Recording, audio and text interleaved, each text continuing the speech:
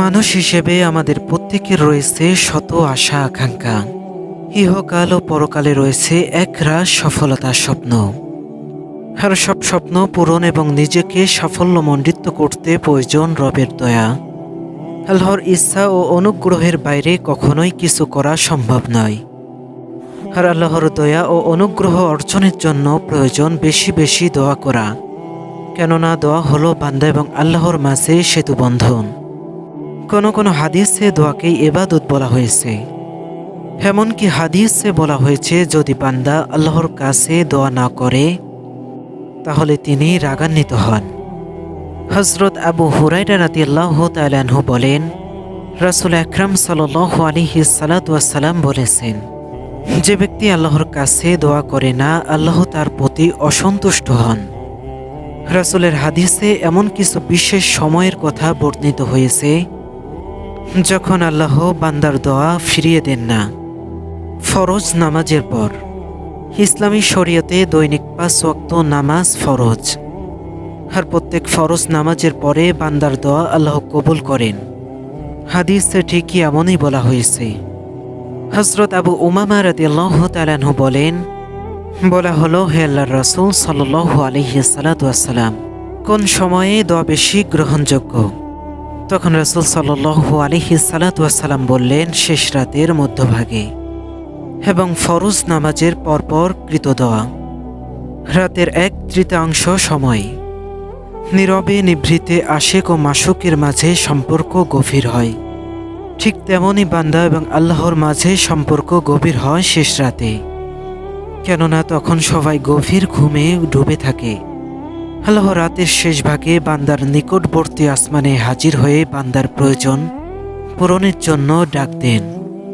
এ সম্পর্কে হযরত আবু হুরায়রা রাদিয়াল্লাহু তাআলা আনহু বলেন, রাসূল সাল্লাল্লাহু আলাইহি সাল্লাম বলেছেন, মহান আল্লাহ প্রতি রাতে শেষ তৃতীয়াংশ অবশিষ্ট সময়কালে পৃথিবীর নিকটবর্তী আসমানে অবতরণ করে ঘোষণা করতে থাকেন, কে আছে এমন যে আমাকে ডাকবে, আমি তার ডাকে সাড়া দিব।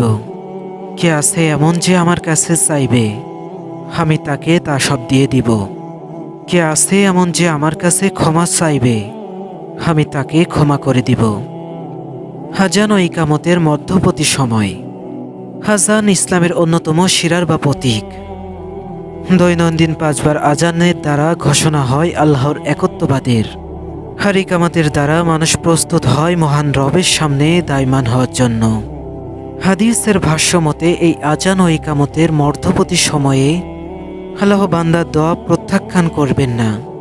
হযরত আনাস ইবনে মালিক রাদিয়াল্লাহু তাআলা আনহু বলেন, রাসূল সাল্লাল্লাহু আলাইহি সাল্লাম বলেছেন, আযান ও ইকামতের মধ্যবর্তী সময়ে দোয়া কখনো প্রত্যাখ্যান হয় না। আসরের শেষ সময় দোয়া কবুল হয়। শুক্রবার সপ্তাহের শ্রেষ্ঠ দিন। পৃথিবীতে ঘটিত অসংখ্য ঘটনার সঙ্গে এই দিন জড়িত। শুক্রবার সম্পর্কে হাদিসে অসংখ্য ফজিলত ও আহকামের কথা বলা হয়েছে। হাদিসে কোথাও বলা হয়েছে যে দোয়া কবুলের সময়সমূহ থেকে শুক্রবার আসরের নামাজের পর অন্যতম। হযরত জাবির ইবনে আব্দুল্লাহ রাদিয়াল্লাহু তাআলা আনহু থেকে বর্ণিত, রাসূল সাল্লাল্লাহু আলাইহি সাল্লাম বলেন, জুমার দিনের 12 ঘন্টার মধ্যে এমন একটি মুহূর্ত রয়েছে যদি কোনো মুসলিম এ সময়ে আল্লাহর কাছে কিছু প্রার্থনা করে তাহলে মহান আল্লাহ তাকে দান করেন। এ সময়টি আসরের শেষ সময়ে অনুসন্ধান করো। জমজমের পানি পান করার সময়। পৃথিবীর পরিশুদ্ধ ও পবিত্র পানির নাম জমজম। হযরত ইসমাঈল আলাইহিস সালামের পবিত্র কদমের ওসিলায় প্রভাবিত হয়েছে এই কুদরতি নিদর্শন। এই জমজমের পানি যে উদ্দেশ্যে পান করা হবে আল্লাহ তাআলা উদ্দেশ্য পূর্ণ করবেন। এ সম্পর্কে হযরত জাবির ইবনে আব্দুল্লাহ রাদিয়াল্লাহু তাআলা আনহু বলেন, আমি রাসূল সাল্লাল্লাহু আলাইহি সাল্লামকে বলতে শুনেছি, জমজমের পানি যে উপকার লাভের আশায় পান করা হবে আল্লাহ তাআলা তার আরজিত পূর্ণ করবেন। জুমার দিন দোয়া কবুল হয়। শুক্রবার সপ্তাহের সেরা দিন, অন্য দিনের চেয়ে মর্যাদায় শ্রেষ্ঠ। এদিনে মানুষের দোয়া কবুল হয়। হযরত আবু হুরায়রা রাদিয়াল্লাহু তাআলা আনহু হতে বর্ণিত, তিনি বলেন, রাসূল সাল্লাল্লাহু আলাইহি সাল্লাম বলেছেন, জুমার দিনে এমন একটি মুহূর্ত আছে, যদি সে মুহূর্তটি কোনো মুসলিম দাঁড়িয়ে সালাত আদায় করে, আল্লাহর কাছে কোনো কল্যাণের জন্য দোয়া করলে আল্লাহ তাকে দান করবেন। রমজান ও শবে কদরের রাত। পবিত্র রমজান মাস অতি বরকতময়, রহমত, নাজাত ও মাগফিরাতের মাস। রমজানে ইফতারের সময় দোয়া কবুল হয়। এছাড়াও আছে হাজার রাতের চেয়ে উত্তম মহিমান্বিত কদর। বরকতময় এ রাতে ফেরেশতারা বান্দার দোয়া আল্লাহর দরবারে নিয়ে যান।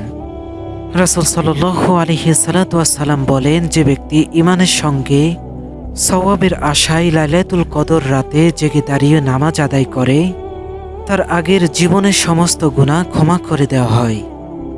এসব ছাড়াও রোগ আক্রান্ত অবস্থায়, বিপদ আপদের সময়, সফরের সময় এবং সন্তানের জন্য পিতামাতার দোয়া কবুলের সময় সন্তানের জন্য পিতামাতার দোয়া খুব বেশি কবুল হয়।